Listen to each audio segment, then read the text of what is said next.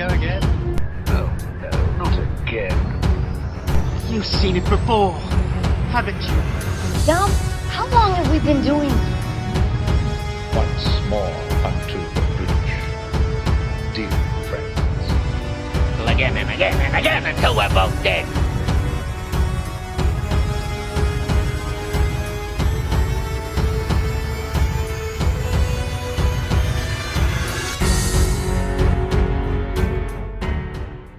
Hello and welcome to You've Seen It Before, movie reviews and connections in mind.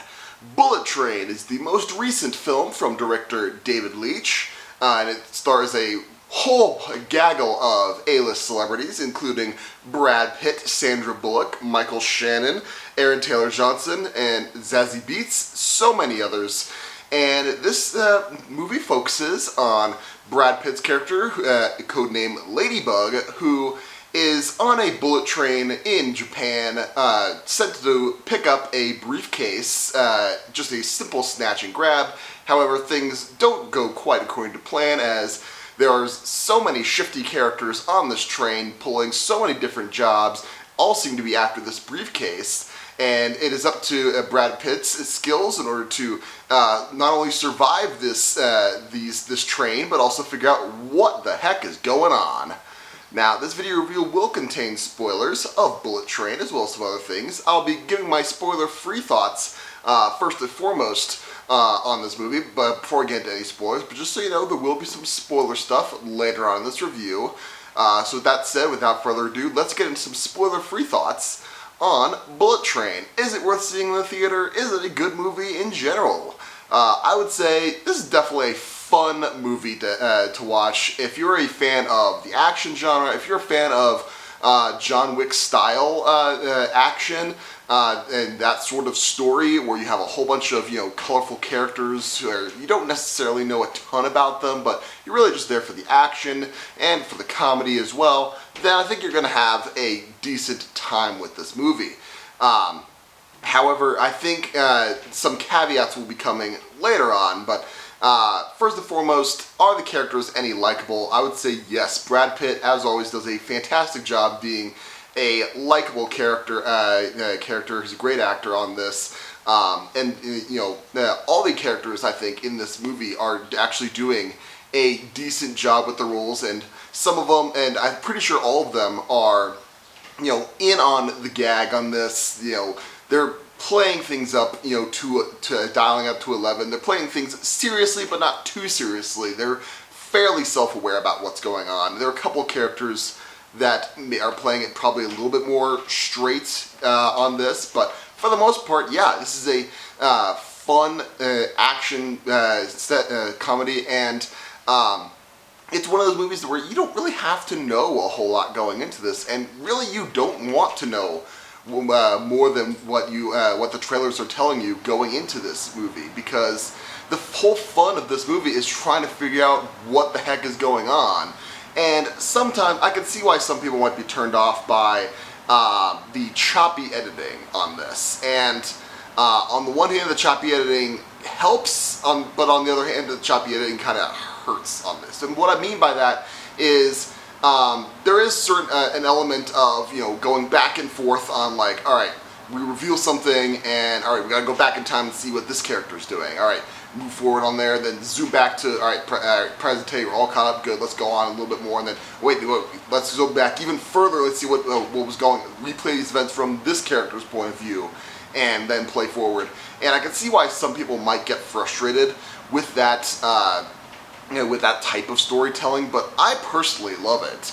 I think that, done well, that this kind of storytelling can add just enough fun to it and preserve the mystery, but also lend the story a sense of energy and excitement, and give the story a chance to breathe and really explore you're in a fairly confined space here. You're on a bullet train, and so you kind of have to, you're relatively confined as to what kind of story you can do, and and this is a way to break up the story in such a way where you can catch up with all these multiple characters. And for the most part, all of these characters are actually fairly compelling to want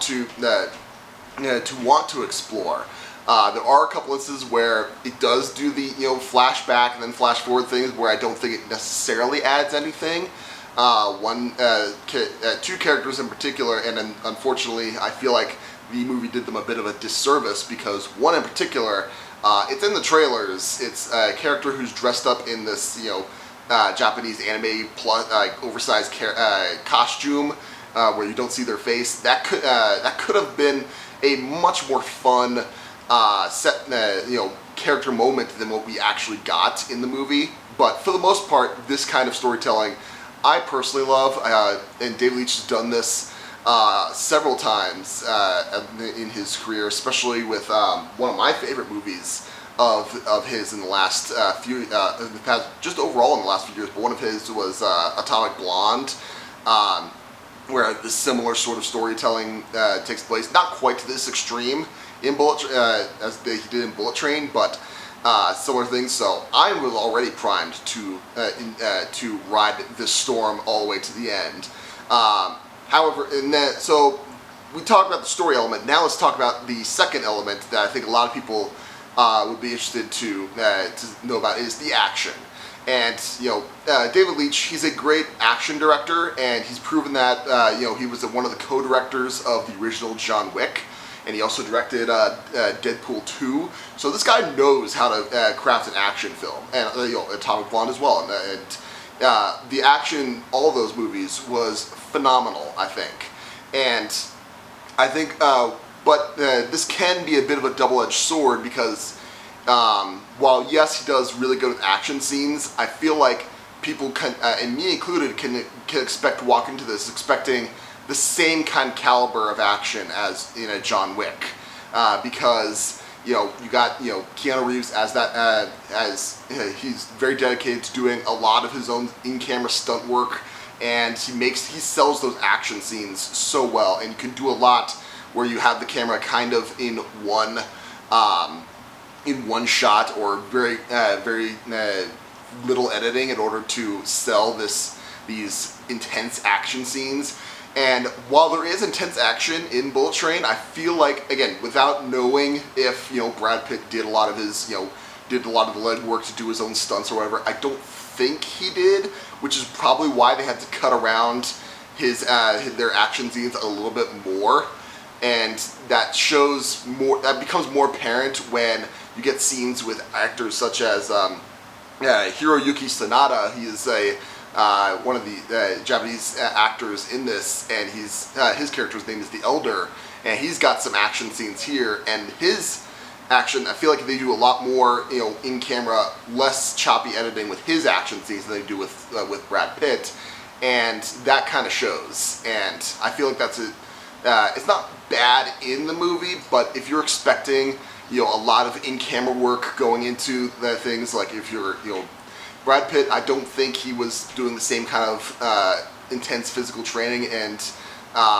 his own stunts like Keanu Reeves or Charlize Theron were doing for John Wick and Atomic Blonde, and that was a bit of a letdown. But I think in this movie, it serves it well. It does it well enough, and really, the strength of this movie is keeping that fast pace. This is very much a roller coaster ride.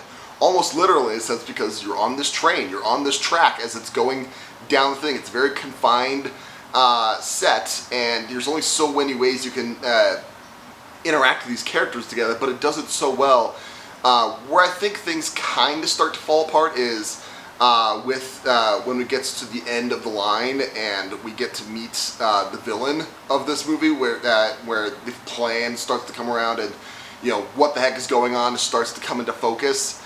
It basically makes no sense, but and there's one thing at the very end. There's a final reveal, and a head turn that I'm like, okay, that doesn't necessarily work. But I think the film does a good enough job keeping us distracted from thinking about the implausibility of some of these scenarios, that I think that this movie does just enough to skate by that it turns this into a very fun action popcorn style movie. I know that's kind of used as a as an insult a lot of the times, but in this case, not at all. This is a very fun, again, I keep saying fun a lot because it's true. It's a fun popcorn movie where you can take it in, you can enjoy the action, you can enjoy the humor. Is this going to change the world? No. Is this going to redefine action movies for for years to come? Probably not. But it doesn't necessarily have to be. And I think this movie does its job well enough that I left satisfied, and I think you will too if you're going into it with that mindset. So, if I was going to give Bullet Train a letter grade, I would say this is a solid B+, because, like I said, there's some things in here that are a bit distracting. Where they do kind of add up onto each other, but nothing to distract you from having a good time at the movie theaters with some friends on this. And if I was going to rank this in the David Leitch filmography, just movies that he directed. I'm not going to count Nobody just because he was a producer on that. He didn't direct Nobody. So we got movies such as, he co-directed with Atomic on John Wick, even though he wasn't credited as the co-director per se. I would say John Wick is definitely his directorial review, followed by Deadpool 2, Atomic Blonde, and Hobbs and Shaw. If I was going to rank Bullet Train in his filmography as a director so far, I would say Atomic Blonde is still my favorite of his movies, followed by I would put this under Atomic Blonde, followed by John Wick, followed by I would put this above Deadpool 2 in my opinion. Not a knock against Deadpool 2 per se, but I would probably rewatch this movie more than I would Deadpool 2, just given the mood. And then under the bottom of that would be Hobbs and Shaw. Again, not that Hobbs and Shaw is a terrible movie. I would just say that was the most meh movie of his filmography. So, those are my spoiler-free thoughts on Bullet Train. Now let's get into some spoiler talk as to certain plot devices and character arcs that may seem familiar to you and where you may have seen them before.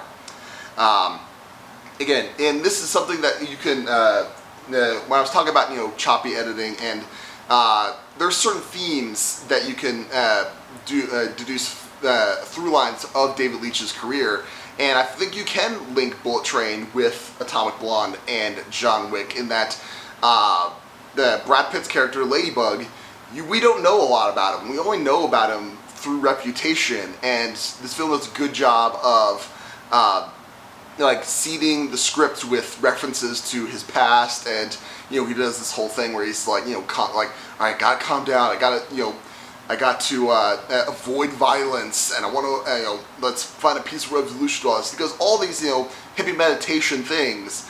And it lets the question, all right, man, what did happen in his backstory? Why is he, sticking to smash and grab things only?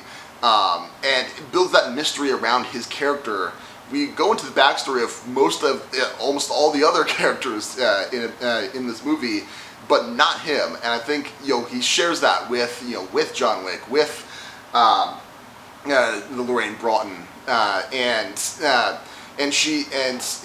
we have that through line with the David Leitch's filmography, and I think that's not a bad way to go as far as characters go, in my opinion. And as far as the choppy editing goes, again, I mentioned this before, we did kind of see this in Atomic Blonde a bit, but I would say probably a more apt example of this would be Ocean's 11, where again we do kind of have that heist reveal where we see things from go through the story through one point of view, and then by the end we pull back and relive those events through the different character's point of view, and we see what was going on in the background of certain things, and we have the reveal later on of what exactly was going on. What did things play out exactly the way we thought they would? And there's that connection as well. And other movies have done this too, but Ocean's 11 is probably the more easy to remember example, at least in my head. So, I mean, some just general spoiler thoughts I thought on this. I thought the beat, I loved Aaron Taylor Johnson and Brian Tyree Henry as Lemon and Tangerine, but I thought the beat that they did, I mean, before we got to the beat, the fact that Lemon does these, you know, Thomas the Tank Engine stickers, and he loves Thomas the Tank Engine. First of all, I haven't heard a lot, so much Thomas the Tank Engine talk since I was probably like 5. So that was hilarious in and of itself. But the fact that he's got the stickers, and he's got all the, you know, the trains memorized in their personalities, and he tells them, you know, I learned how to read people perfectly because of Thomas the Tank Engine. Like, perfect. I love that. That just, you know, as a personal connection, that just struck a chord with me character-wise. But I will say, the beat with, you know, Lemon gets shot, and, you know, he gets shot 3 times in the chest after he drank the sleeping powder water, and it's like, they play, it's like, oh man, he's dead, and, you know, Tangerine has his mourning moment, and I'm like, we know he's not dead. He was wearing the vest. We know this, and we know he drank the sleep powder water. And then they do the exact same beat again, where Lemon's mourning Tangerine after he's legitimately killed, and it's like, we did. I mean, yes, we understand this beat, but it says them so long. Like, we already did this beat. It's like, why are we doing this again? And like I said, like, we already we know what was going on with that. And, you know, like I said, some of the things that I don't think necessarily paid off, like going back to the backstory. First of all, you know, we got Zazie Beetz as the assassin, or the Hornet, I believe, with she was hiding in the anime character outfits. And it's like, all right, we finally revealed her character, and she goes out relatively easily. Same with Bad Bunny as the wolf. It's like, man, we built this up so long. I mean, it was in the trailers. It's like, oh man, who's this guy? What's going on with him? And then it's like, okay, we go through this whole thing of his backstory, and then again, we have the fun action scene, and then he's just dead, and it's like, wow, he was kind of relatively inconsequential to the whole story at this point. And then, you know, the final gag that I think didn't necessarily work was, you know, the water bottle. I was kind of surprised, like, wait, do we really need to know where the water bottle came from? And it's like, all right, he's going all the way. Was the water bottle such an important character when all it leads up to? I mean, I thought the water bottle saga ended with the sleeping powder. Then he comes back to become just something he throws at Michael Shannon's head. I'm like, that's it? I mean, that beat was just weird, in my opinion. I don't think that necessarily worked. And then, of course, like I said, if you think about Michael Shannon as the White with Death, his plan, for even a second, you're like, this makes absolutely no sense. Wouldn't it have been easy? I mean, I guess his whole shtick is that, you know, he makes sure that his enemies are killed by their own weapons. That's why they did it. Again, if you think about it for even more than a second, you're going to realize that makes absolutely no sense. But like I said, if this film does a good enough job distract you from thinking about those questions, that it doesn't necessarily matter that the plan doesn't make sense in the long run. What doesn't make sense is that multiple times we have, you know, I guess, is it just a common occurrence on bullet trains that snakes get loose on the train, just go wandering through the trains when people just go, oh my gosh, there's a snake, and then you just kind of forget about it like 10 seconds later. I'm like, seriously? Did no one want to like deal with the snake? This happened like 3 or 4 different times where someone sees the snake, and then it's like, huh, that was weird. Anyway, let's go into this, like, no, deal with the snake.